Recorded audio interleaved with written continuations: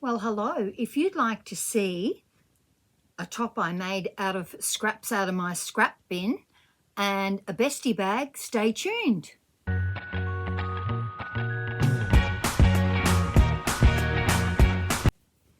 Hello everyone, I'm Deb and this is DB Designs and Sewing Australia, and welcome. Before I get started, I am wearing the Elodie wrap dress in a fabric I bought from My Design in Bright when I was in Bright last February. Really love this dress. Now, since last time I saw you, one of the makes I have done is the Vetiver top. And I used scraps out of my scrap bin. So I had some of this white linen left, and I had asked my granddaughter, Phoebe, if she would like some white shorts, and she went, no.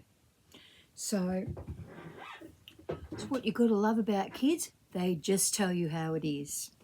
So I decided I'm not going to waste this linen. I need to make something with it. It's not enough to make a pair of shorts or even a pair of shorts that I could wear as pajama pants. So I decided to make a vetiver top. Now, I also had some cotton voile that I had made my sister a top in the year before last, I think. This is a beautiful, beautiful fabric, and it's so soft and so fine. This is the back, and this is the front. So the vetiver top is supposed to have, I usually make the frill bottom one. Sometimes I do it as a frill, sometimes I just do it as a band. Depends how much fabric I've got. But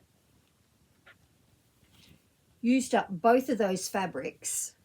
Really, really like the top.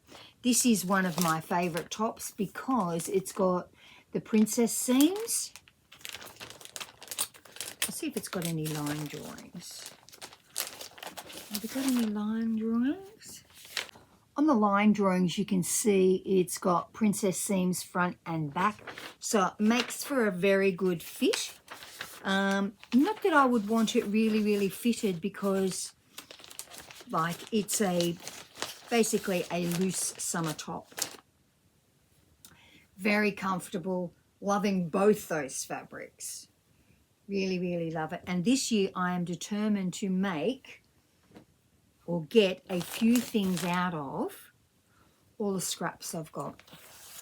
Been looking at shirt patterns and things like making shirts with a few different style lines in them. Pinterest is a good source of information for that sort of thing. And thinking that you could use 2 or 3 different types of fabric, not even just different colorways of fabric, but different actual types of fabric. Not really much of one to mix stretch, like a knit fabric with a woven fabric, unless it was quite a stable knit fabric. But I've got so many cottons that I've just got a piece of that's beautiful fabric and that I would like to use for something. So that's what I'm going to do this year. I'm going to try and use up a lot more pieces and do a bit more bag making. So that was the vetiver top. Really happy with it. Love it. So the next thing I made was the Bestie Bag by BF Patterns, which is Blackbird Fabrics, really. Beautiful bag. Wow, this comes together so well. And I watched a video, and I'll put a link to the video in the description below. The video was by Sydney Graham, and her video is excellent. So this is my Bestie bag. I will pop some photos in where I've got something in it so that it looks like a real bag looks. But really, really happy with it. I also just made a video and uploaded it on putting the zipper pull into a continuous zip. It's actually very, very easy to do. It's not the same as trying to get your metal zip or jeans where one side of your zips come off. I don't find that happens that much these days. Maybe the quality of zips have improved. I think when I was 15 and 16, not that it was probably because the jeans were so tight and not stretched denim. I replaced a lot of flies, and a lot of flies for other people too when I was 15 and 16. Not that much of an easy job to do in a pair of jeans, but it doesn't seem to happen as much these days. Maybe people don't wear their jeans as tight, or if they're tight, they're stretched, so there's not as much pressure on the actual zipper. Or maybe the quality of zips is better. But some of them were Levi's, so that would have had a good quality zip. But anyway, I'm rambling. So this is my Bestie bag. Now this fabric, I think it's called Leaf Canopy or something like that. It's from the Dahlia Sewciety, and 1/2 metre. I got the whole bag out of 1/2 metre of fabric. And for the lining, once again, I used a whole lot of scraps. So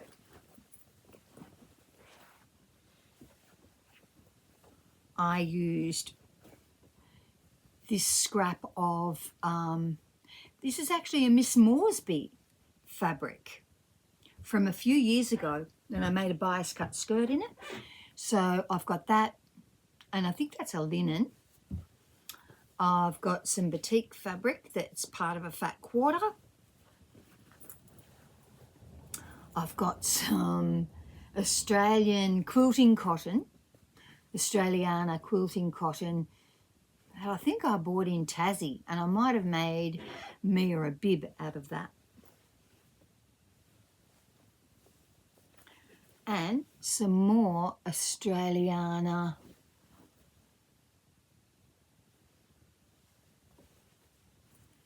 some more Australian quilt cotton. That probably came as a set. There was a few different ones with that, so I can see that colour, that yellowy mustardy colour, matches the ones in this one, so that must have come as a set.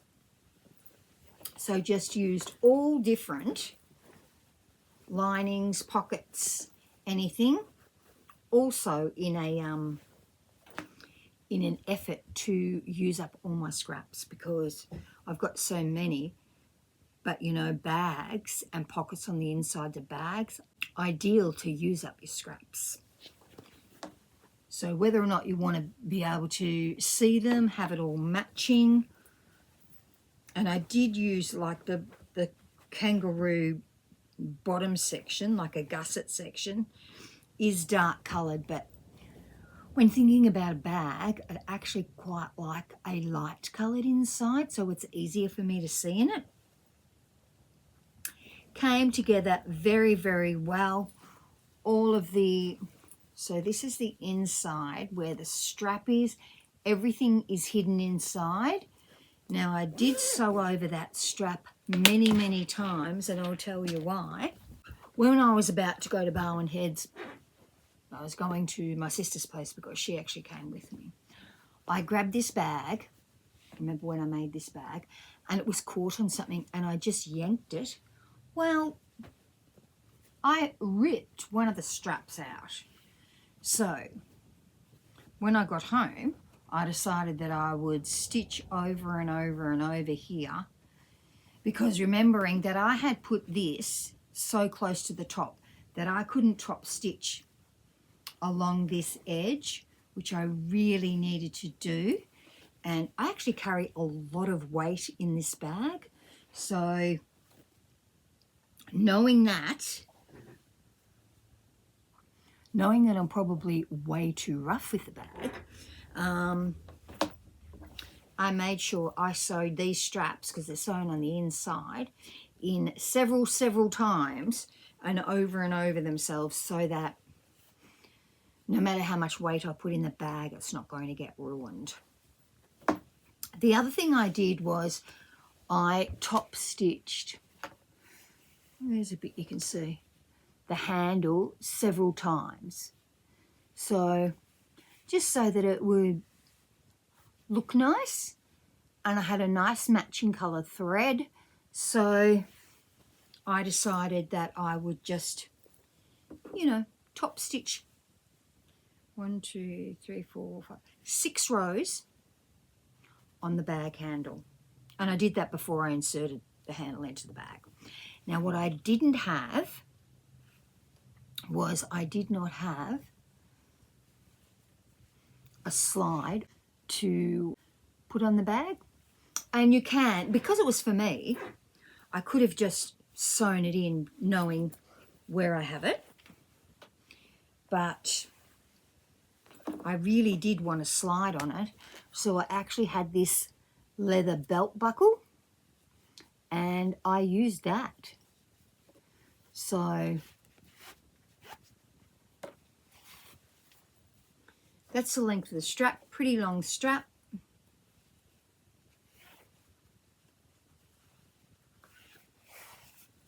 Now you can do the end of your strap any way you want. You can do it completely straight, or you can do a point, or you can do a cut where the point comes to the middle, any type of one that you like. So really happy with the Bestie bag, and it would make a fabulous gift, an absolutely beautiful gift. Now if you don't have any slides and it's for someone else, you can always do the knotted system. So if you were to make this strap a bit longer, you can just tie a knot to where you want the bag to be. Now, when you're watching Sydney's tutorial, she does talk about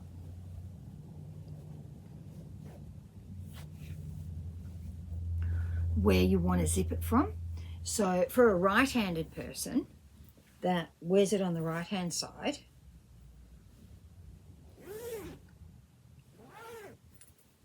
apparently you want the buckle part at the front here.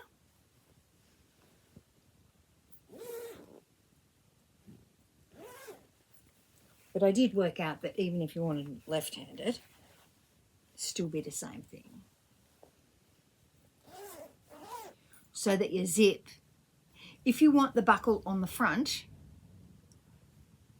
then you need to make your zip pull start at your buckle end, if that makes sense. So the idea is, whether you're left-handed or right-handed, you don't want to be trying to unzip it from here like this. You want to unzip it from here like this. Same as if it's on your right-hand side. Here's my buckle at the front. Unzip it from the front to the back. I mean, you can always put a zip that's got 2 pulls in it so that it undoes from the middle. That is my Bestie bag, and it is a lovely bag. Really, really nice.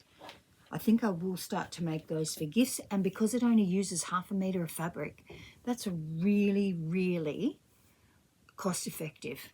So if you're thinking 1/2 metre of fabric, plus you would need the slide and the zip, plus you can add any other hardware that you wanted to. You can put in other hardware and have a clip-on strap that's already constructed. You know how you can just buy the straps? So many options. Now this is the medium. I don't know that I'd want the large size.